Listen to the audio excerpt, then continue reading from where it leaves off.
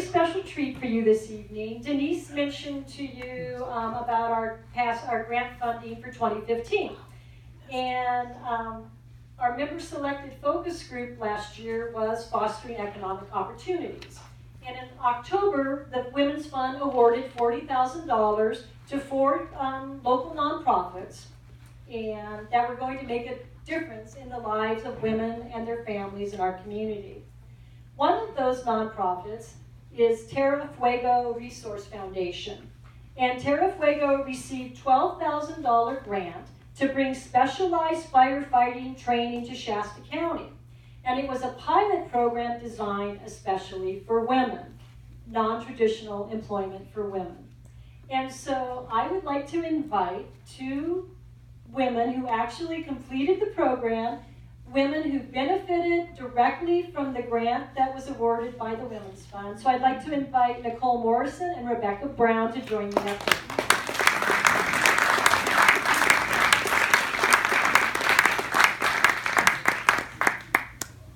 Thank you, ladies, for agreeing to participate.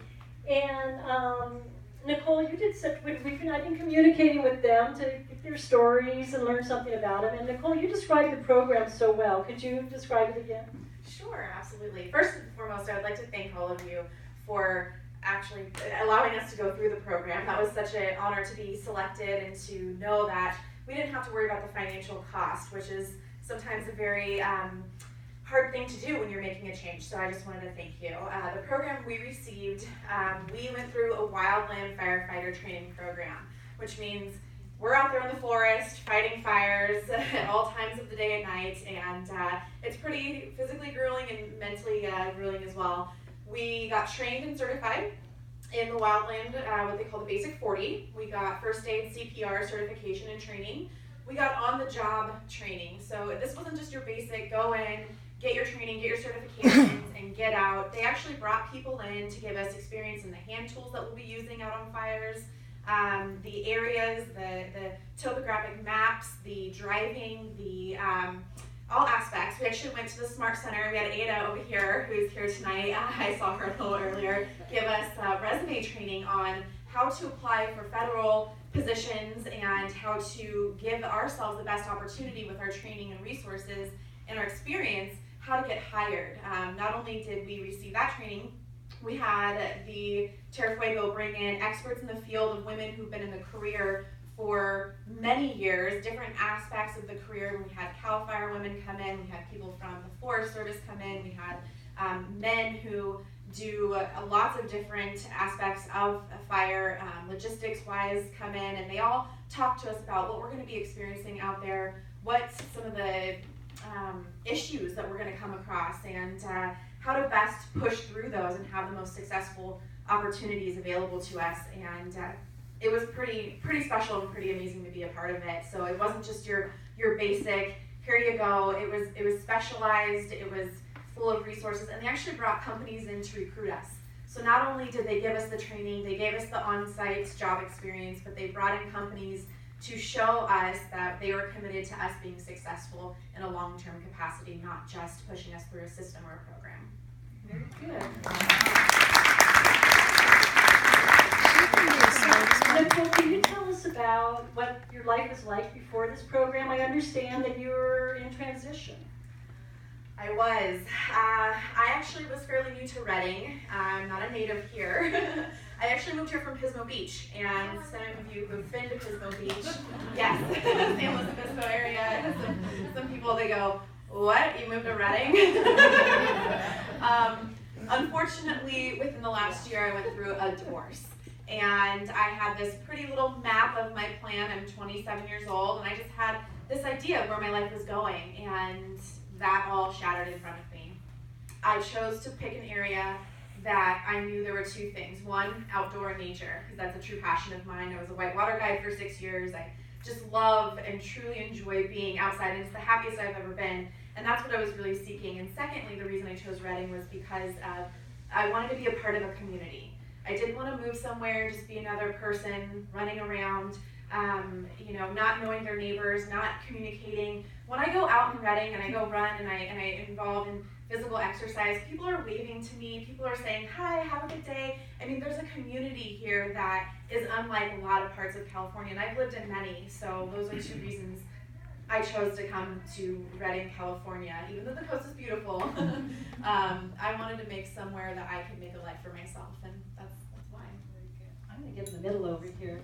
So Rebecca, so you had some background in being outdoors. I did. Before. I started, I guess, my career outside when I was about 25. I worked for the California Conservation Corps and did a season of really hard work with not much pay in the backcountry of Yosemite.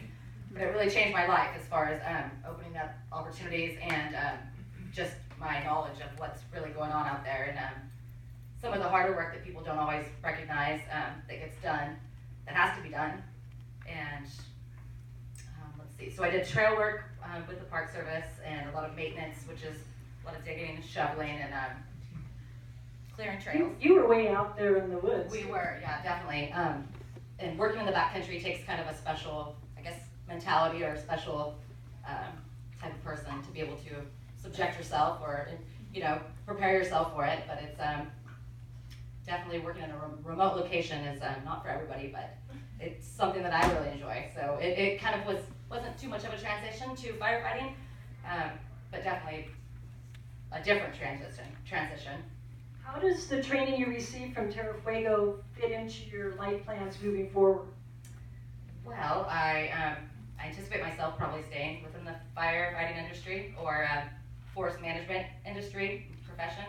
I think there's a lot of opportunity for women to be a more integral and an important part in it, rather than just on the ground fighting fire. There's a lot of things that probably are going to be changing in the future as far as the mentality and the way that people are thinking about fire, and rather than just handling disasters as they come, there's definitely opportunities to kind of manage and mitigate these before they become a disaster for everybody, and that's something that I want to be part of. I feel like it's really important work, and yeah. So I understand that you both have already done some firefighting. Can you tell us what about that? Yeah, we were able to go up. I went up to Hayfork to do a prescribed burn with some land management agencies up there and private homeowners that they wanted to prepare their property to not get burnt, I guess, for the summer. So it was something I'd never done before. It was all new to me. I've hiked and I've carried a backpack and I've done work like that, but I've never really set up and prepared a site for a prescribed burn. So it was an awesome experience. I think it's really probably more important than going out and it's probably very important to be able to go out and do a prescribed burn before you actually have to respond to a wildfire. Is it physically grueling? Yeah, absolutely. But it's something that I enjoy. I mean, I really enjoy staying in shape, and it's not for everybody, but it's something that I love doing. Yeah. So did you go to the Hayfork prescribed burn too, or did you do a different one? I went to one in Forest Ranch, and it was a similar experience. You're out there. I was carrying a pump on my back, which was 40 pounds, which is 40 pounds of water on top of my 25-pound pack, out there with my hand tool, digging out burning stumps that, you know, prescribed burn is so important, and that's one of the things that they really focused on in our program, is explaining how important prescribed burn is in fuel management in your property, because sometimes you'll have 20 plus acres out there of ranch, and you have a lot of ground litter, you have a lot of things in your property that are very combustible when other fires happen in other areas. The ashes and the embers can carry over and really ignite your property, and then now your home and your lives are at stake because of something that's happening miles away. So managing that and working with local companies to be able to do that is extremely important. And so we got to see all of that training that they talked about with us in person and live, which was really great. We got to meet the homeowners, which was really